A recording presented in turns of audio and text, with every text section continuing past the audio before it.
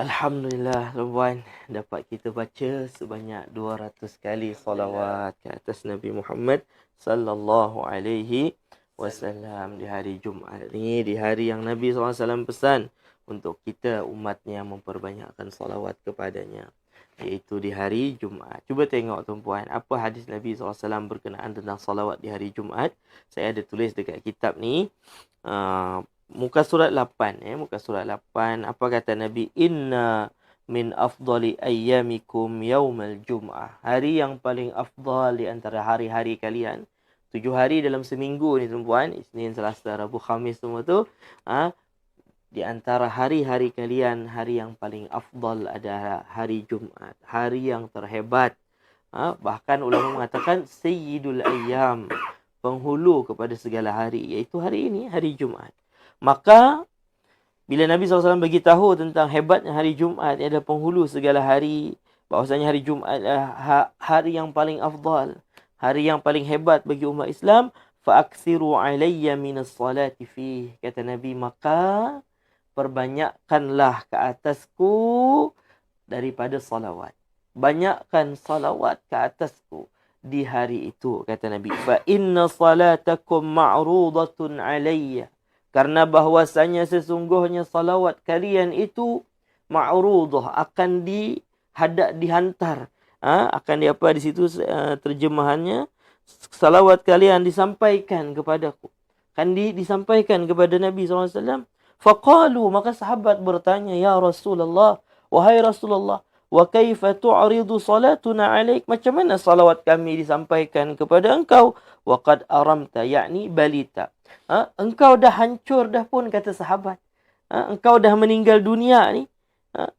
Kalau engkau masih hidup, salawat, iyalah, engkau hidup lagi. Tapi kalau engkau dah meninggal dunia, macam kita sekarang ni, dah 1400 tahun lebih dah baginda Nabi SAW meninggal dunia. Salawat tu sampai kepada Nabi, kan? Mungkin kita sebahagian pun ada bertanya-tanya macam tu. Nabi kan dah meninggal, Ustaz. Macam mana salawat akan sampai kepada Nabi? Maka baginda Nabi SAW menjawab, Inna Allah harrama 'alal ardi ajsadal anbiya. Kata Nabi, sesungguhnya Allah mengharamkan ke atas bumi jasad-jasad para nabi. Para nabi tak akan hancur dimakan bumi. Ya, memanglah secara zahirnya meninggal dunia, tetapi hanya berpindah alam sahaja. Jadi salawat-salawat kita disampaikan kepada Nabi. Nabi SAW tahu siapa di kalangan umat yang bersalawat ke atasnya. Dan di pagi hari ini, tuan-puan, kita di antara nama-nama yang masuk. Kalau macam WhatsApp tu, kita macam WhatsApp Nabi lah. Nama kita naik. Orang yang bersalawat. Makin banyak salawat, semakin dekat dia dengan Nabi SAW. Semakin banyak salawat, makin dekat dengan Nabi di akhirat nanti. Allahu Akbar. Mudah-mudahan kita termasuk di kalangan mereka yang memperbanyakkan salawat di hari Jumaat yang penuh dengan berkat ini. Baik. Ibu-ibu, ayah-ayah, selepas kita bersalawat 200 kali, kita nak bahas pula tentang nama-nama baginda Nabi SAW supaya kita lebih kenal lagi dengan Nabi, lebih mengetahui lagi kehebatan-kehebatan baginda. Dan di pagi hari ini, pada episod Aqsa yang ke-8 ini, ataupun ke-8 ini, kita nak bahas satu nama Nabi SAW, iaitulah Nabi, salah satu nama Nabi ialah Al-Ummi, ataupun An-Nabiyul Ummi.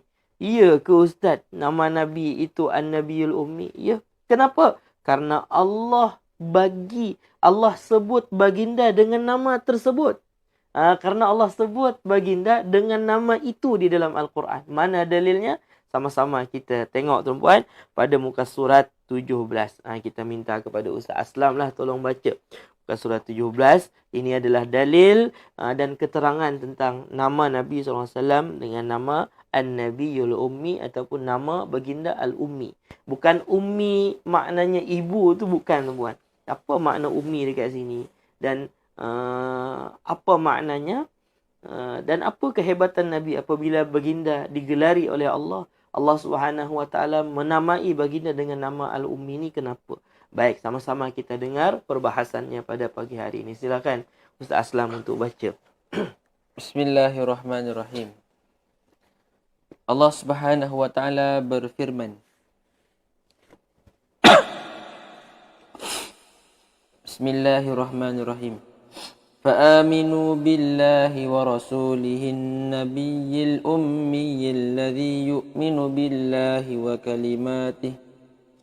وكلماته واتبعوه لعلكم تهتدون. Artinya, maka berimanlah kamu kepada Allah dan Rasulnya, iaitu Nabi yang ummi, yang beriman kepada Allah dan kepada kalimat-kalimatnya, yakni kitab-kitabnya. Ikutilah dia agar kamu mendapat petunjuk. Ni. Jadi dalam Al-Quran surah Al-A'raf ayat 158, Allah Subhanahu wa taala sebut Nabi bukan dengan nama Muhammad, tapi Allah sebut dengan nama An-Nabiyul Ummi. Ni. Oleh sebab tu salah satu nama baginda ialah An-Nabiyul Ummi ataupun Al-Ummi. Nabi tu yang memang Nabi kan. Al-Ummi. Kenapa baginda digelari Al-Ummi dan apa maksud Al-Ummi ni? Baik, kita tengok dulu. Itu ayat Al-Quran. Hadis Nabi pula ada tak yang menyatakan Nabi SAW sebut nama dia adalah Al-Ummi? Okey, cuba kita dengar lagi. Terus. Baginda bersabda, Ana Muhammadun Nabiyul Ummi. Saya adalah Muhammad Nabi yang ummi. Nabi SAW sendiri sebut, tuan-puan, hadis riwayat Imam Ahmad, Ana Muhammad. Aku adalah Muhammad. An-Nabiyul Ummi. Nabi yang ummi. Ummi ni, apa ummi tu Ustaz? Bukan ummi ibu, ummi abi, ayah ibu tu bukan. Tapi ada makna lain dekat sini, Al-Ummi. Baik, dia berbeza tuan-puan. Ummi, tak ada sabdu di ujung ya-nya tu. Ada kan Al-Ummi, tak ada sabdu. Itu ummi, itu mak lah. Dan dia tak pakai al. Al-Ummi, kalau Al-Ummi ni confirm ada sabdu dekat belakang dia. Kalau Ummi, yang maknanya ibu saya, itu alif, mim, ya. Mimnya bersabdu, ya-nya tak bersabdu. Tetapi kalau Al-Ummi, yang nama Nabi SAW itu ialah sama. Kalimatnya sama, alif, mim, ya. Tetapi ya-nya bersabdu. Bukan hanya mimnya sahaja bersabdu. Jadi, mim dengan ya-nya bersabdu. Al-Ummi. Kan? Al-Ummiyu. Yang tu. Baik. Jadi apa makna ummi dekat sini? Teruskan. An-Nabiyul Ummi artinya seorang Nabi yang tidak pandai membaca dan menulis. Pada baginda ini adalah satu kelebihan. Walaupun bagi sebahagian orang ia adalah satu kekurangan. Kalau kita zaman sekarang ni tuan-puan, budak ni, umur berapa? 12 tahun. Dah pandai baca? Tak. Tulis pandai tak? Tak juga. Orang kata apa ni? Itu untuk kita. Kan? Itu satu kekurangan. Tapi bagi Nabi, itu satu kelebihan. Sebab tu Allah sebut dalam Al-Quran sendiri, Nabi ni Al-Ummi. Tak pandai baca, tak pandai tulis. Allah menghina Nabi ke? Tak. Itu sebetulnya adalah kemuliaan untuk Nabi. Mulianya kat mana Ustaz? Ni. Mulianya dekat mana Ustaz? Kan? Bila kita tanya, mulianya kat mana? Tak pandai baca, tak pandai tulis. Kata mulia, mulia kat mana? Maka hal ini telah dijawab oleh salah Amirus Syu'ara. Seorang pemimpin, orang yang memuji Nabi di zamannya. Iaitu seorang penyair yang bernama Ahmad Syauqi. Yang kasidahnya sangat terkenal di Nusantara ini. Bahkan di negeri Arab. Bahkan Al-Imam Sudais. Imam Sudais tuan-puan. Imam Mekah ni, yang orang kata fahaman Wahabi pun, membacakan qasidah Ahmad Syauqi ini ketika dalam pidato beliau. Hebat ni. Nak sebut tentang kehebatan Nabi. Apa dia? Qasidah Wulidal Huda. Siapa ingat qasidah ni? Kita baca sama-sama. Aslam ingat. Qasidahnya macam mana? Wulidal Huda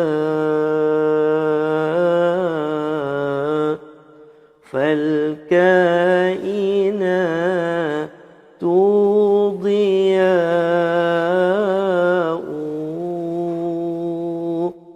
وفم الزمان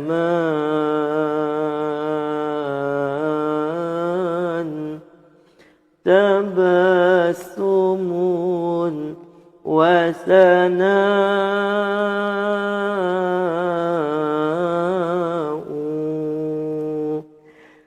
Salah satu daripada bait syair Wulidal Huda ni apa Al-Imam Ahmad Syauqi menyatakan. Ya. Beliau ni pemimpin para pemuji Nabi di zamannya. Apa kata beliau? Ya ayyuhal ummi al-ummi hasbuka rutbatan fil ilmi ma danat lakal ulama'u.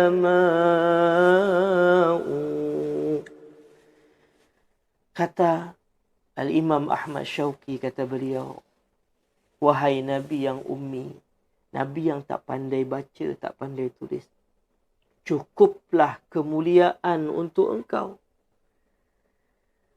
Tidak ada seorang ulama pun, hebat macam mana pun, zaman kita sekarang ni contohnya, hebat macam mana pun, profesor ke, doktor ke, di kalangan ilmu agama ni tuan-puan, terkenal macam mana pun, banyak macam mana pun followers dia, ilmu dia mesti berasal daripada Nabi.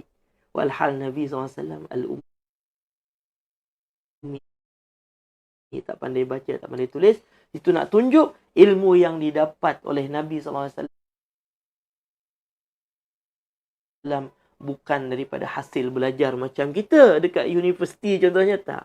Tapi dia direct terus daripada Allah Subhanahu Wa Taala bagi kepada Nabi. Macam dalam surah Al-Kahfi ni, bukan Nabi sahaja, Nabi-Nabi yang lain, macam Nabi Khidir, wa atainahu min ladunna ilma. Dalam surah Al-Kahfi tadi kita ada baca tu ayat tu. Ketika menceritakan tentang Nabi Musa dan Nabi Khidir alaihissalam, kata Allah Subhanahu Wa Taala tentang Nabi Khidir, wa atainahu min ladunna ilma. Kami berikan kepadanya Nabi Khidir min ladunna, daripada kami, ilmu. Ilmu itulah yang juga Allah Subhanahu Wa Taala berikan kepada Nabi. Sehingga apa-apa pun hebat macam kita tengok hebatnya ilmu ulama ni, hebatnya penyampaian ni, kan? Macam ni dia terang. Semua berasal daripada Nabi SAW. Hebat ke tak hebat macam tu? Walhal Nabi tak pandai baca, tak pandai tulis, tetapi ulama sehebat apapun yang ada di zaman kita sekarang ni, bahkan zaman-zaman sebelum kita, semua ilmunya berasal daripada baginda Nabi SAW. Jadi dekat situ sebutkan al-ummi, tak pandai baca, tak pandai tulis, itu bagi baginda adalah satu kelebihan. Tapi bagi selain Nabi, itu adalah satu kekurangan. Dan di antara hikmah Nabi SAW ini al-ummi, tak pandai baca, tak pandai tulis, apa hikmahnya? Ni last, terakhir. Silakan Ustaz Aslam. Dengannya terpeliharalah Al-Quran daripada tohmahan dan tuduhan orang-orang kafir bahawa Al-Quran adalah karangan baginda sallallahu alaihi wasallam. Kenapa banyak Nabi sendiri mengaku dia adalah al-ummi? Dalam Al-Quran Allah sebut Nabi SAW dengan sebutan al-ummi. Maknanya apa? Tak pandai baca, tak pandai menulis. Kenapa? Itu satu hikmah yang besar, menjawab kepada ataupun menafikan kepada tuduhan orang-orang yang menuduh bahwasanya Al-Quran ini adalah dikarang oleh Nabi. Macam mana nak mengarang? Menulis tak pandai, membaca tak pandai, mengarang macam mana ni? Buku ni tuan-puan, kalau saya tak pandai tulis, tak pandai baca, macam mana nak karang buku ni? Kan? Sebab saya pandai tulis, pandai baca lah boleh mengarang buku ni. Ni Al-Imam Al-Ghazali, kitab Bidayatul Hidayah, Syekh Fahmi menterjemahkan kitab ni. Ada satu buku ni Ustaz, dikarang oleh orang yang tak pandai baca, tak pandai tulis, dia karang buku Ustaz. Mana ada, mana boleh dia karang? Oleh sebab tu, daripada situlah dinafikan bahawasanya orang kafir menuduh Al-Quran ni dikarang oleh Nabi Muhammad. Tidak. Al-Quran itu memang datang daripada Allah Subhanahu Wa Ta'ala. Nabi sampaikan kepada sahabat yang tolong tulis. Sahabat yang tolong tulis. Baik. Jadi bukan dikarang oleh Nabi, ditulis sendiri oleh Nabi, suka hati Nabi nak tulis, tak. Dalam Al-Quran sendiri ada beberapa ayat yang menegur Nabi. Kalau saya tulis kitab tentang diri saya sebut yang baik-baik saja tu buat. Tetapi dalam Al-Quran sendiri ada teguran Allah kepada Nabi. Macam surah Abasa wa Tawalla kan. Abasa wa Tawalla an ja'ahul a'ma. Kan? Ketika Abdullah bin Umi Maktum, seorang yang buta di kalangan sahabat Nabi, bertanya kepada Nabi, dan di saat itu juga ada pemuka-pemuka orang Arab Quraisy ni yang tak beriman bertanyakan tentang Islam. Abdullah bin Umi Maktum datang, orang kata sekarang ni menyebok tu, bukan datang je dia tak nampak macam mana. Datang jumpa Nabi nak tanya, Nabi muka masam, macam tak suka lah. Kan, senang nak cakap, aku tengah berdepan dengan datuk-datuk ni. Kan, tiba-tiba dia datang macam tu, Nabi muka buat tak suka. Allah tegur dalam Quran. Abasa wa tawalla, dia bermuka masam kata Allah. Wa tawalla, dia berpaling, dia tak kisah. Anja'ahul a'ma, ketika datang kepadanya seorang yang buta. Kan? Ditegur ni dalam Quran. Kalau kita, Ustaz Aslam karang cerita tentang diri dia, yang elok-elok je masuk dalam tu. Tapi Al-Quran bukan dikarang oleh Nabi. Nabi tak pandai baca, tak pandai tulis. Jadi, dalam Al-Quran sendiri ada teguran untuk Nabi SAW. Ini di antara hikmah, tuan-tuan, bahawasanya Nabi itu, kenapa itu menjadi satu kemuliaan untuk Nabi Al-Ummi ni? Kerana nak menafikan yang orang-orang kafir menyatakan bahawasanya Al-Quran ini adalah karangan Nabi. Macam mana nak mengarang, tak pandai baca, tak pandai tulis, macam mana boleh mengarang? Bukan. Ni tuan-tuan dan puan-puan, ibu-ibu, ayah-ayah dan semua yang saya cintai dan kasih kerana Allah. Jadi di pagi hari ini kita belajar satu nama daripada nama baginda sallallahu alaihi wasallam, iaitu Al-Ummi. Dah berapa dah nama ni Ustaz? Satu Muhammad, yang kedua Ahmad, yang ketiga Abdullah malam tadi, yang keempat adalah Al-Ummi. Ni tuan-tuan, mudah-mudahan kita semakin kenal dengan baginda, semakin cinta